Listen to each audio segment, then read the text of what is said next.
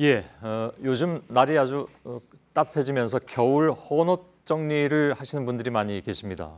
근데 이제 헌옷도 처리하고 또 불우이웃도 돕자는 생각으로 의류 수거함 있는 곳을 일부러 찾아가시는 분들이 많은데 저는 의류 수거함에 이렇게 많은 숨은 얘기가 있는지 정말 몰랐습니다. 오늘 여러분들께 다 알려드리도록 하죠. 팩트체크에서 이 부분을 좀 확인해 달라는 말씀도 많이 들어와서 그래서 오늘 이 문제를 짚어보기로 했다고 김필규 기자가 얘기를 하고 있습니다. 이게 최근에 그 몽골 유학생들이 헌옷 수거함에서 옷을 꺼내서 입었다가 경찰에 붙잡히면서 크게 또 좀 논란이 되기도 했었죠. 예, 그렇습니다. 어떤 내용인지 간단히 좀 설명을 드리면은요.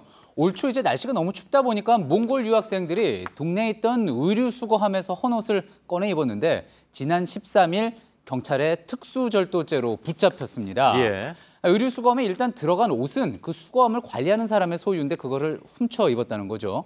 그러자 이를 보도했던 기사에는 이 버린 옷을 가져다 입은 게 왜 문제냐. 가난한 외국 유학생이야말로 불우이웃인데 그렇게 나눔이라고 써놨으면서 이들을 도와준 거 뭐가 문제가 되느냐. 이해가 안 된다 이런 반응들이 나왔던 겁니다. 예. 자, 얘기는 이제 슬슬 시작이 될 것 같은데 이건 사실 그 도입 부분이긴 합니다.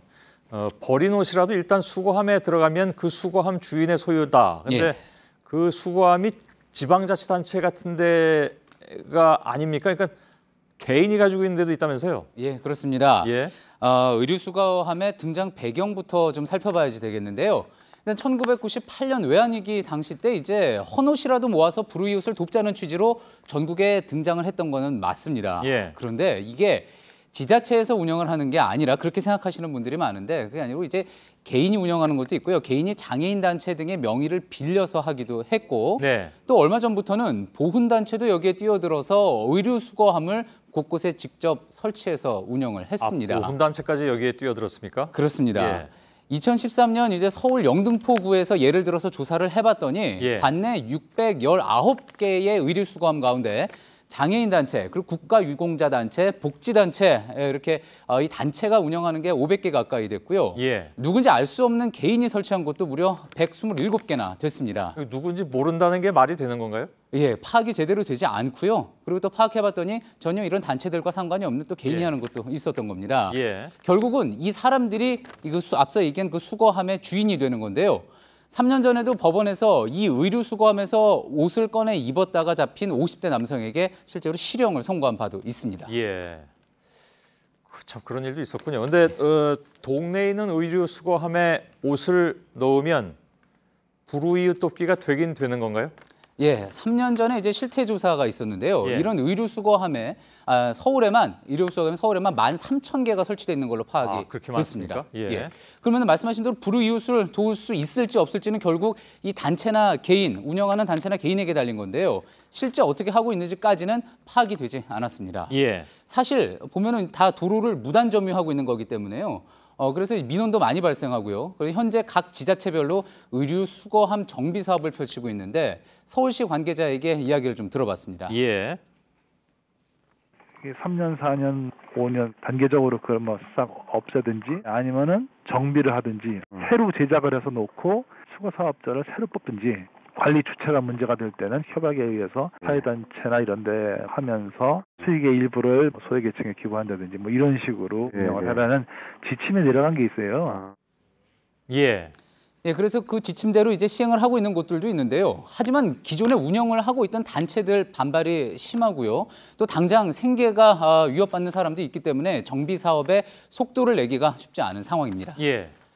근데 이렇게 의류 수거함을 저마다 가져 놨다는 거는 이게 그러니까 일종의 그 돈벌이가 된다는 얘기잖아요. 예. 그리고 이거 여기저기 이제 단체까지 뛰어들 정도면. 예, 그렇습니다. 예. 이렇게 수거된 옷이요. 보통 지역에 있는 재활용 업체나 또 재활용 조합에서 모아서 무게 단위로 판매를 합니다. 요즘은 시세가 킬로그램당 한 250원 정도 한다고 하는데요. 예. 경기가 안 좋아서 예전에 비해서 좀 싸진 거기는 하지만 폐지 같은 웬만한 재활용품보다 값이 많이 나가는 편입니다. 예. 여기서 옷 상태에 따라서 분류를 해서요. 상태가 좋은 거는 국내 구제 의류업자에게 판매가 되고요. 나머지는 대부분 수출업자에게 넘겨서 동남아 등으로 판매가 됩니다. 예. 정말 못 쓰는 의류는 여기서 직접 폐기를 합니다. 예. 아파트 사시는 분들은 자체적으로 갖다 놓는 경우도 있는 것 같은데. 예. 근데 이제 그런 경우에는 도로에 설치가 되어 있는 게 아니라 그 아파트 단지에 있는 거기 때문에요. 예. 지자체 관할이 아니어서 어떤 정비 대상이 되지는 않습니다. 근데 보통 관리사무소나 분여회에서 위탁을 맡긴 재활용 업체가 이제 의류를 수거해 가는데요. 아파트에 이제 따로 규정을 세워놓은 게 아니라면은 이 역시 딱히 불우이웃 돕기에 쓰인다고 보기는 힘든 상황입니다. 예. 그러면 불우이웃을 돕겠다는 선한 마음으로 갔다가 이제 옷을 갖다 놓는 분들도 많이 계실 텐데 예. 상황이 이러면 이거 내 옷은 어디로 가는 걸까 하고 생각하시는 분들도 계실 것 같습니다. 예. 확실하게 불우이웃으로 가게 하는 방법도 있습니까? 예, 그래서 저희가 알려져 있는 몇 곳을 직접 확인을 좀 해봤습니다. 예. 비영리 단체들 중에요, 깨끗한 의류를 잘 포장을 해서 그곳에 연락을 하면은 직접 와서 가지고 가서 전문 매장에서 판매를 한 뒤에 그 수익금으로 소외이웃을 돕는 곳이 있습니다. 예. 이 경우 해당 가격만큼 또 소득공제 받을 수 있는 기부 영수증을 떼주기도 하고요. 예. 또 의류를 택배로 제가 직접 보내면은 제3세계 어린이를 위해서 활용한 곳도 있으니까요. 이런 예. 것들 이용하는 것도 좋은 방법이 되겠습니다. 그렇군요. 근데 아직까지도 좀 궁금한 건 그 주인이 미상이라는 건 도대체 어떻게 가능한 건지 좀 궁금하긴 합니다. 저희 집 앞에도 그 옷 수거함이 하나 있는데 주인이 누군지 좀 궁금하기도 하군요. 알겠습니다. 김필기 기자였습니다. 수고했습니다.